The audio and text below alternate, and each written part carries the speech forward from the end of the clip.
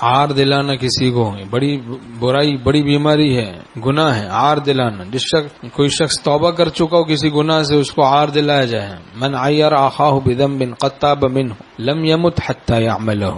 حدیث شریف میں ہے کہ کوئی اپنے بھائی کو عار دلائے اس بات پر جس سے اس نے توبہ کر لی، موت نہیں آئے گی اس عار دلانے والے کو جب تک کہ خود مبتلا نہ ہو جائے. شرمندہ کرتے ہیں، عار دلاتے ہیں، تم بھی تو اس کام بدماشی میں اور برائی میں مبتلا تھے، ہمیں 10 لوگوں کو بتا بھی دیا، اظہار بھی کر دی، ظاہر کر دی اس کی وہ غلطی. تو بھائی وہ ستار العیوب حق تعالی، ان کے اخلاق کو اختیار کریں. ہم لوگ عیوب کو چھپائیں، ہم دوسروں کے عیوب کو چھپائیں گے، وہ ہمارے عیوب کو چھپائے گا.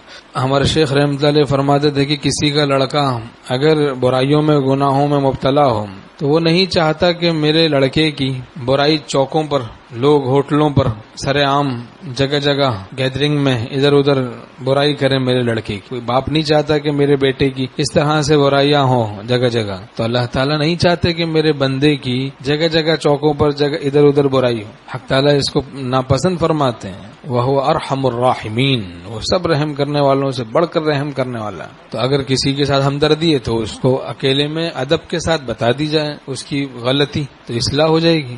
حق بات حق طریقے سے، حق نیت سے جب بھی کہی جائے فتنہ نہیں ہوتا. لیکن ہم چاہتے نہیں کہ برائی ختم ہو بلکہ پرچار ہو اس کا، یہ چاہتے ہیں. اصلاح نہیں چاہتے بلکہ یہ چاہتے ہیں کہ وہ برائی چھوڑے نہ اور بدنامی الگ ہوتی رہے.